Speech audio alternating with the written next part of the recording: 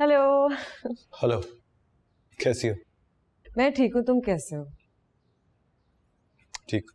3 घंटे की ड्राइव करके बहुत एग्जॉस्ट हो गया, वेरी टायर्ड। तुमने बाहर मुझसे हेलो क्यों नहीं कहा? कहा था, शायद तुमने सुना ना। नहीं कहा था जामिन, वरना तुम मुझे हेलो कहो और मुझे सुनाई ना दे, हो ही नहीं सकता। अच्छा, मेरा तो ख्याल है कहा था, लेकिन चलो अगर नहीं कहा था तो फिर कह देता। हेलो, कैसी हो? I am good, thanks. लेकिन क्या? लेकिन तुम मुझे ठीक नहीं लग रहे। क्या हो गया मुझे? ठीक तो हूँ। अगर ठीक हो तो बाहर ठीक से क्यों नहीं मिले? फौरन भागकर अंदर क्यों आ गए? करीम, क्या हो गया तुम्हें यार? क्यों उल्टे सीधे सवाल पूछे जा रही हो? और ये बाहर बारी क्या रट लगाई हुई है? इंसान जब इतनी लंबी ड्राइव करके आता है ना तो नेचुरली उसके ऊपर मेंटल प्रेशर होता है। Why don't you understand? I'm sorry. I'm sorry. अच्छा खैर, अब तसल्ली हो गई ना? Satisfied? हाँ, हो गई। तुम्हें तो पता है कि मेरी सारी परेशानियां और सारी तसल्लियां तुमसे जुड़ी हैं, तो हाँ, हो गई तसल्ली। चलो, अब अगर इजाजत देंगी आप तो मैं शावर ले लूं? तो फिर पहले क्या कर रहे थे? करीम। ओके, सॉरी, डिनर पर मिलते हैं। चलो मिलते हैं।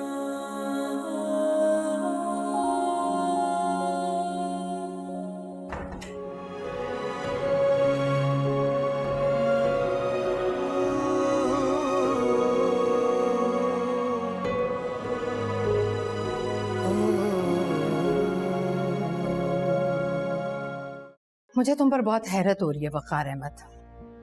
हैरत के साथ साथ मुझे गुस्सा भी आ रहा है। तुम मुझसे छुपकर हैदराबाद चले गए, बता देते तो रोक लेती, मैं मना करती जाने से। ये बात नहीं है भाभी जान। तो फिर क्या बात? दरअसल मैं आप बस वकार अहमद, छोड़ो। जो गुजर गई सो गुजर गई। तुम इस लड़की को मेरे घर क्यों ले आए, जबकि तुम्हें पता है कि इसके बाप ने मेरे साथ क्या किया था? सब खुदा का, मैं अब ऐसी काफिर दिल इंसान नहीं हूं जो एक मरे हुए इंसान की बुराइयां करूं। मैंने तो उसकी बेटी के मुंह पर उसके बाप के लिए इन्ना लिल्लाह भी पढ़ ली, दुआ भी कर दी, मगर वकार अहमद, ये मेरे सब्र और ज़ब्त का इम्तिहान है। भाभी, मैं इस लड़की को अपने घर रहने की इजाजत नहीं दे सकती। भाभी अगर आप तहम्मुल से मेरी बात सुन लेंगी ना तुम मुझे सब्र और तहम्मुल का पाठ मत पढ़ाओ वकार अहमद।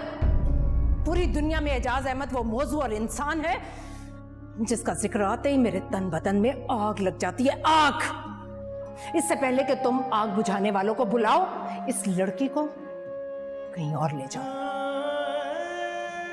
मैं इसे एक रात भी अपने घर में गुजारने की इजाजत नहीं दे सकती। बस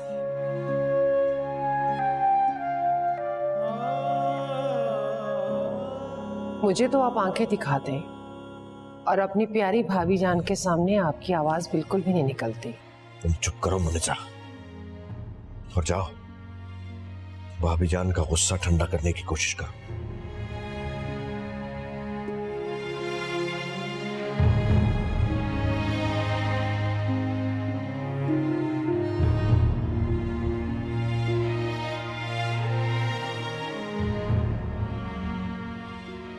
अस्सलाम वालेकुम।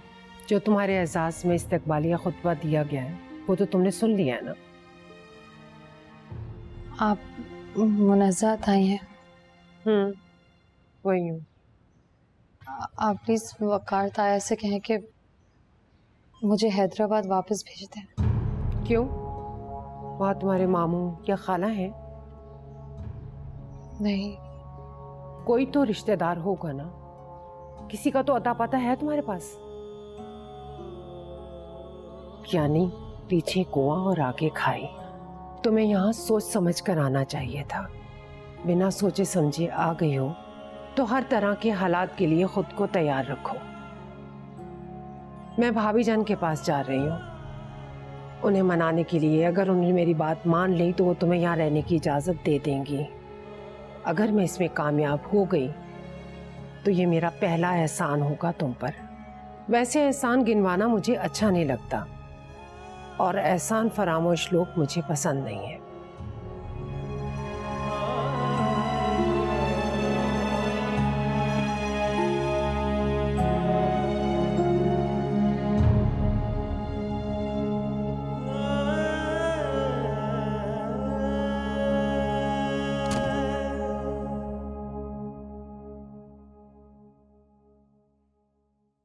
अगर अपने शौहर की वकालत करने आई हो तो उल्टे कदमों वापस लौट जाओ। वो लड़की यहाँ नहीं रह सकती। मैं कब कह रही हूँ कि आप उसे रोक लें, लेकिन भाभी जान एक बार मेरी तजवीज तो सुन ले। कहो। सालों से आपने अपने अंदर नफरत और क्रोध को जमा किया हुआ है। कहते हैं ना, इस तरह नफरत और क्रोध इंसान को छलनी कर देता है। आपको इस नफरत की नकासी का रास्ता मिल रहा है और आप उस रास्ते पर पत्थर रखकर दोबारा से बंद कर देना चाहती हैं। मतलब?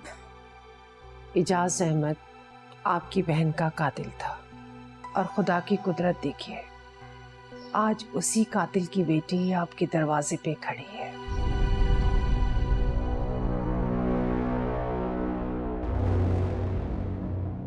इसीलिए तो उसे मैं अपने घर में देखना नहीं चाहती। जब जब मैं उसे देखूंगी मुझे इजाज अहमद याद आएगा, और जब जब वो याद आएगा, मेरी मरी बहन की याद मेरा दिल छलनी कर देगी। मैंने कह दिया, मैं उस लड़की पर रहम नहीं खाऊंगी। तो कौन कह रहा है कि आप उस पर रहम खाएं? मत खाइए रहम, मगर उसे यहाँ से जाने भी मत दीजिएगा।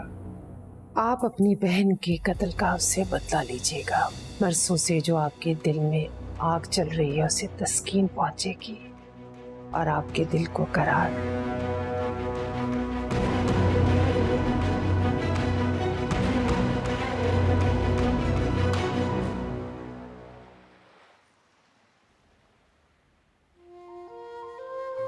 तो ये है मेरा ददिया, जहाँ किसी ने मेरे मरे हुए बाप की ताज़ियत तक नहीं की मुझसे।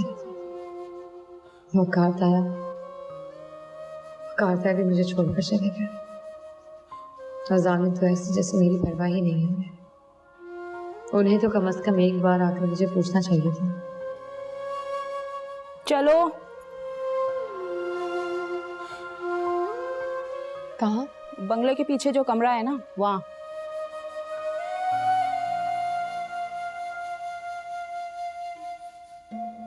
अगर तुम ये अपना कपड़ों का बक्सा खुद उठा लो तो तुम्हारी बड़ी मेहरबानी होगी।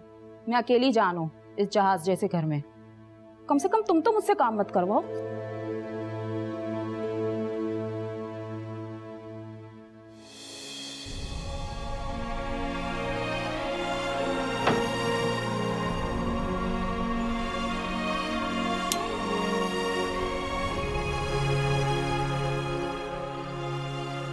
बड़ी बेगम साहिबा छोटी बेगम साहिबा का हुक्म है कि तुम घर के कामों में मेरा हाथ बटाओगी। वैसे तो सुबह सब देर से उठते हैं, लेकिन तुम देर तक मत सोती रहना। सुबह सुबह उठ जाना, पहले मेरे साथ नाश्ता बनाना। बाकी घर के काम मैं तुम्हें बाद में समझा दूंगी, ठीक है?